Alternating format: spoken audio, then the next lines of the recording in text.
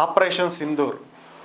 So దీని గురించి నేను పెద్దగా పరిచయం చేయాల్సిన అవసరం లేదు. ఏప్రిల్ 22వ తేదీ పాకిస్తాన్ ప్రేరేపిత ఉగ్రవాదులు పహల్గామ్లోని టూరిస్టుల మీద దాడి చేసి ఓవరాల్గా 26 మంది అమాయక భారత పౌరులను పొట్టన పెట్టుకున్నటువంటి పరిస్థితి. దీనికి ప్రతిగా మే 7వ తేదీ తెల్లవారుజాము నుంచే మన వైమానిక దళం, మన భారత సైనికులు చేసినటువంటి దాడులు, ఉగ్రవాద స్థావరాల లక్ష్యంగా 9 ప్రాంతాల్లో తీసుకున్నటువంటి చర్యలు, అక్కడ చేసినటువంటి దాడులు, 100 మందికి పైగా ఉగ్రవాదులు హతమయ్యారని చెప్పి చెప్పుకుంటున్నటువంటి పరిస్థితి. ఓవరాల్గా దీని తర్వాత పాకిస్తాన్ కూడా దాడి చేసిందని, డ్రోన్లను పంపించిందని, 200కు పైగా డ్రోన్లను పంపిస్తే మన ఎయిర్ డిఫెన్స్ సిస్టమ్ ఆకాష్, అలాగే మన S-400 రష్యా నుంచి మనం కొనుగోలు చేసింది. సో ఇలాంటి వాటన్నింటితో మనం సమర్థవంతంగా ఎదుర్కోవటం జరిగింది. అలాగే మన భారత్ వైపు నుంచి కూడా ఒక 10 మంది వరకు సైనికులు అలాగే పౌరులు కూడా మృతి చెందడం జరిగింది పాకిస్తాన్ జరిపినటువంటి కాల్పులు, అనుచితమైనటువంటి ప్రవర్తన కారణంగా. సో ఓవరాల్గా సీన్ మన అందరికీ తెలిసిందే. సడన్గా యుద్ధం జరుగుతుంది, ఇంకా తీవ్ర రూపం దాలుస్తుంది. ఒక పక్క పాకిస్తాన్ ఏమో ఇంకేముంది, సింధు నదిలో మేము రక్తం పారిస్తామని చెప్పడం, అణుబాంబులు వేస్తాము భారత్ మీద, మా దగ్గర 130 అణుబాంబులు లాంచ్కి సిద్ధంగా ఉన్నాయి, భారత్ మీద వెయ్యబోతున్నామని ప్రకటించడం, నానా బీభత్సం. ఇదంతా సీన్ మనం చూసిందే. ప్రపంచ దేశాలన్నీ మేము భారత్ వైపే ఉన్నాము, ఏం చర్యలు తీసుకున్నా సరే మేము మీకు సపోర్ట్గా నిలబడతామని వ్యాఖ్యానించినటువంటి పరిస్థితి.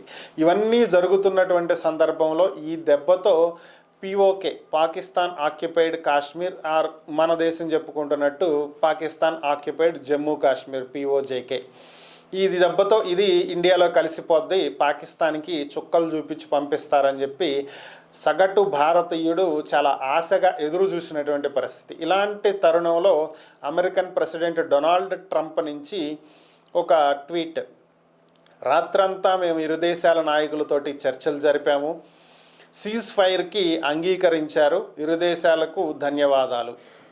సీన్ కట్ చేస్తే ఇంకాసేపట్లో భారత ప్రభుత్వం కూడా దీన్ని ప్రకటించడం, మేము కాల్పుల విరమణకు ఒప్పందం చేసుకున్నాము అని. అసలు మనం ఇక్కడ ఒకటి అర్థం కానటువంటి విషయం ఏంటంటే, మొదటి నుంచి భారత్కు సపోర్ట్ చేస్తాము అంటూ వచ్చినటువంటి అమెరికా ఎందుకు కాల్పుల విరమణ ఒప్పందానికి మధ్యవర్తిత్వం చేసింది, ఎందుకు మాట్లాడాల్సి వచ్చింది, దీని వెనుకున్నటువంటి కారణాలు ఏంటి, అలాగే మరి ఆపరేషన్ సింధూర్ ద్వారా మనం సాధించింది ఏంటి, నిజంగానే మృతి చెందినటువంటి వ్యక్తుల కుటుంబాలకు న్యాయం చేశామా, అసలు ఏం జరిగింది, ఈ అంశాలు ఒకసారి పరిశీలించినట్లయితే మరి ఇక్కడ మన మీడియా సంస్థలు కావచ్చు, ఏవైనా గత కొద్ది రోజులుగా చెప్తున్నటువంటి అంశాల గురించే నేను మాట్లాడుతున్నా.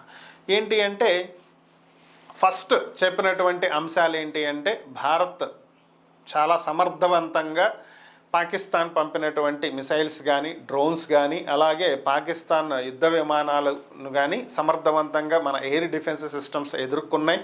భారత్లో నష్టం కలగకుండా సమర్థవంతంగా మనం తిప్పికొట్టగలిగాం.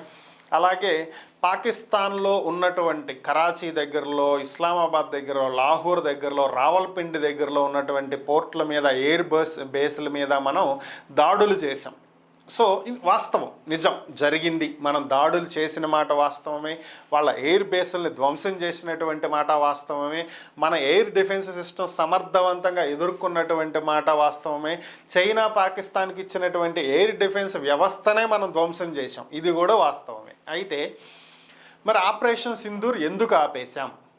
ఈరోజు రాజ్నాథ్ సింగ్ గారు ప్రకటించారు, ఆపరేషన్ సింధూర్ అనేది ఇంకా పూర్తి కాలేదు అని చెప్పి ఆయన ఒక ప్రకటన చేశారు. మరి ఈ మధ్యలో మరి సీజ్ ఫైర్ ఎందుకు వచ్చింది, ఎందుకు ఆపాల్సి వచ్చింది, మరి ఏం చేసాం, దీని కథ ఒక్కసారి పరిశీలించినట్లయితే దీనికి మన దేశ మీడియా చెప్తున్నటువంటి కథనాలు ఏంటి అంటే, మనం చేసినటువంటి ఒక దాడిలో పాకిస్తాన్ ఏవైతే అణ్వాయుధాలు దాచిపెట్టింది అని చెప్తున్నారో, ఒక పర్వత శ్రేణి, దాని కింద ఉన్నటువంటి గుహలు, వాటిల్లో అణుబాంబులు దాచిపెట్టింది.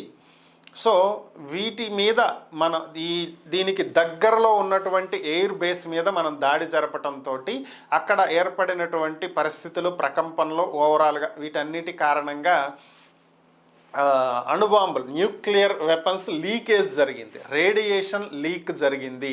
దీంతో పాకిస్తాన్లో చిన్నపాటి భూకంపం లాంటిది వచ్చింది. సో సోనోగ్రఫీస్ ప్రకారం పాకిస్తాన్లో ఎలాంటి భూకంపం రాలేదు అనేటువంటి వార్తలు వినిపిస్తున్నాయి. సో అంటే ఇక్కడ అణు లీకేజ్ జరిగింది, రేడియేషన్ లీకేజ్ జరిగింది. దీన్ని గుర్తించినటువంటి అమెరికా నిఘా వ్యవస్థ, అమెరికాకు చెందినటువంటి నిఘా వ్యవస్థకు చెందినటువంటి విమానాలు, సో ఓవరాల్గా ఇవి అమెరికాకు విషయం తెలియజేశాయి.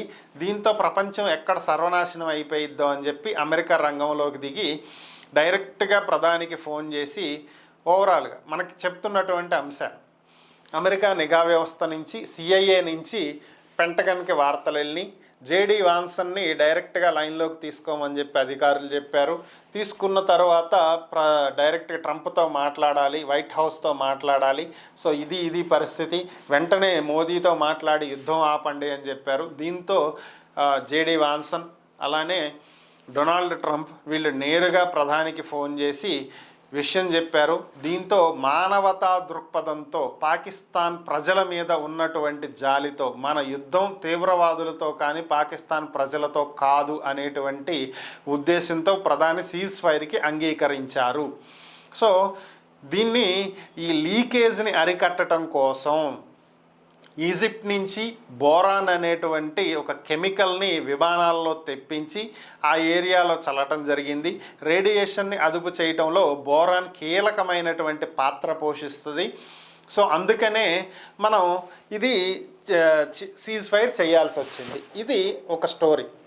నేను స్టోరీ అని ఎందుకు అంటున్నాను అంటే ఇందులో వాస్తవం ఎంతో నాకైతే తెలియదు.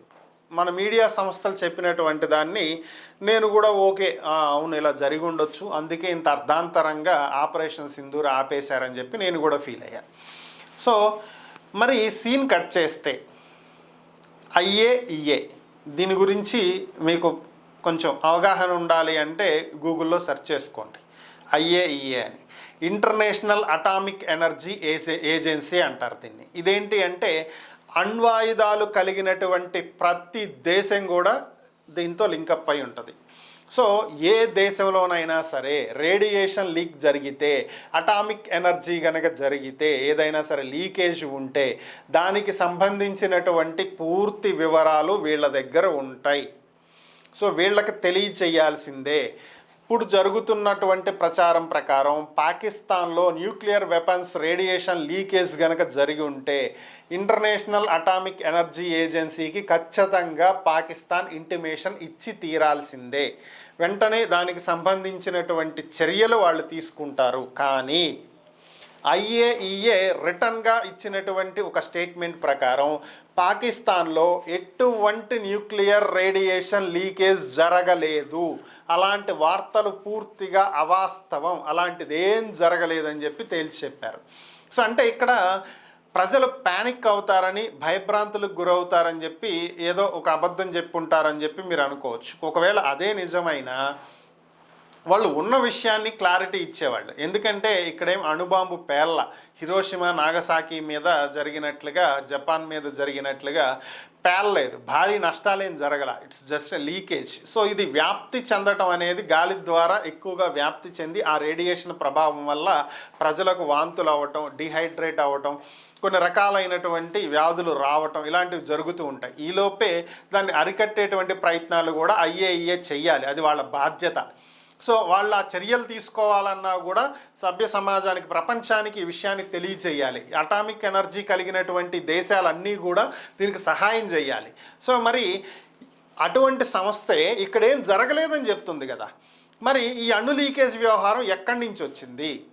సో దీనికి మరొక వాదన ఏంటంటే భారత్ చేస్తున్నటువంటి ఈ దాడుల్ని తట్టుకోలేక పాకిస్తానే అమెరికా దగ్గరికి వెళ్ళి ఈ అణు లీకేజ్ అయ్యిందని చెప్పి ఒక స్టోరీ వెళ్ళి ఓవరాల్గా అమెరికాను నమ్మించి యుద్ధం ఆపించింది. సో అంటే అమెరికా ఎంత చెవిలో పువ్వు పెట్టు కూర్చుంది అనుకోవాలా? పాకిస్తాన్ చెప్పిన ప్రతిదీ నమ్మేసింది అంటే వాళ్ళని పిచ్చోళ్ళని చేశారని అనుకోవాలా పాకిస్తాన్ వాళ్ళు? సో ఇది కూడా ఆలోచిద్దాం. సో ఓవరాల్గా ఇప్పుడు మనం ఏం సాధించి యుద్ధం ఆపాం? ఒకటి, 9 ఉగ్రవాద స్థావరాల మీద దాడి చేశాం, వెల్ అండ్ గుడ్, ఫైన్.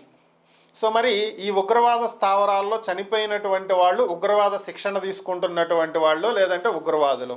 కానీ వీటికి సంబంధించినటువంటి ఎల్టీటీఈకి ఈ లష్కర్-ఈ తొయ్యబాకి సంబంధించిన వాళ్ళు కానీ, జైషే మొహమ్మద్కి సంబంధించినటువంటి వాళ్ళు కానీ, ఐఎస్ఐఎస్కి సంబంధించినటువంటి వాళ్ళు కానీ, ది రెసిస్టెంట్ ఫ్రంట్కి సంబంధించినటువంటి వాళ్ళు కానీ, వీళ్ళలో ఎవరైనా ఈ ఉగ్రవాద సంస్థలకు చెందినటువంటి చీఫ్లు ఎవరైనా చనిపోయారా? వీళ్ళల్లో ఒక్కళ్ళనన్నా సరే మనం చంపామా? వీళ్ళున్నంత వరకు కొత్త వాళ్ళని తయారు చేసి ఇండియా మీదకి పంపిస్తూనే ఉంటారు. ఉగ్రవాద స్థావరాలను నాశనం చేసినంత మాత్రాన మనం ఏం సాధించాము? సో మెయిన్ చీఫుల్లో ఒక్కడిని కూడా మనం ఈరోజు వరకు చంపల. సరే, అది కూడా వదిలేద్దాం. 26 మంది అమాయక టూరిస్టులను పొట్టన పెట్టుకున్నటువంటి ఉగ్రవాదులు పారిపోయి సౌత్ కాశ్మీర్లో దాక్కున్నారు అడవుల్లో అని చెప్పుకుంటున్నాం. ఈ రోజుకి వాళ్ళలో ఒక్కడనన్నా చంపామా?